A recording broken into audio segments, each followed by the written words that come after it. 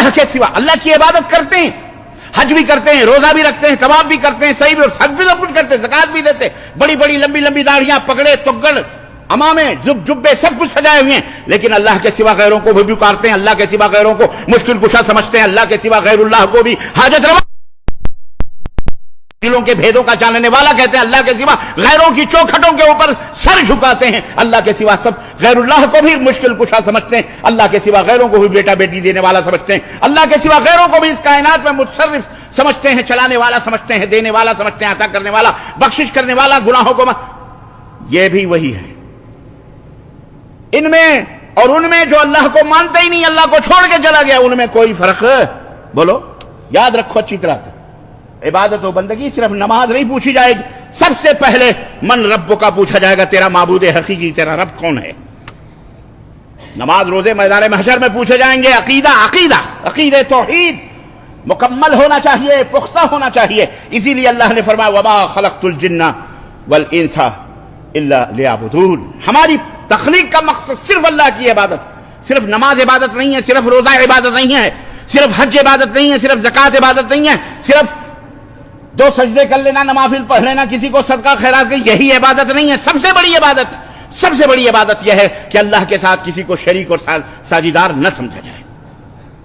صرف اللہ عز و جل کے سامنے اپنے سروں کو جھکایا جائے، اسی سے فریاد کی جائے، اسی کو مددگار سمجھا جائے، وہی مدد دینے والا ہے، اللہ کے سوا کوئی مددگار۔ اب یہ نہ کہنا کہ بیوی تو پانی، بیگم ایک گلاس پانی دے دو، بیٹے ایک گلاس پانی، بیٹی ایک گلاس پانی دو، تو وہی تو مددگار ہے۔ یہ انتہائی خساست اور جہالت کی بات ہے۔ بیوی اگر آپ کی فرما برداری کرتی ہے، ٹھیک ہے، اور آپ کے بھائیوں کی بھی پردے کے ساتھ کھانا بنا کے دیتی ہے، کھلاتی ہے، پلاتی ہے، وہ کوئی چیز مانگے پردے کے پیچھے سے دے دیتی ہے، تو کیا مطلب وہ شوہر ہو جاتا ہے؟ بولو، وہ شوہر نہیں ہوگا، وہ نہ یہ زانیہ اور فاحشہ ہوگی، کیونکہ زنا کس کو کہتے ہیں یہ سمجھنا بہت ضروری ہے، شرک کس کو کہتے ہیں یہ سمجھنا بہت ضروری ہے، یہ بہت ضروری ہے، اس کا علم حاصل کرنا ضروری ہے۔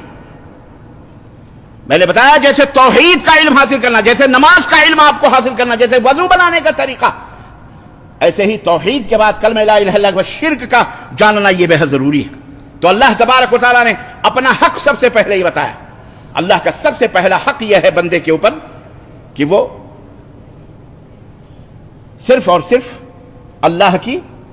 عبادت اور بندگی کریں، اللہ کے سوا کسی اور کی عبادت و بندگی نہ کریں۔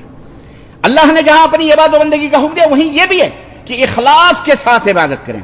ملاوٹ کے ساتھ نہیں۔ کس کے ساتھ؟ اخلاص اور غیر اخلاص، دونوں میں فرق یہ ہے کہ بھینس کے تھن سے جو دودھ نکلتا ہے آپ کے برتن میں وہ خالص دودھ ہوتا ہے،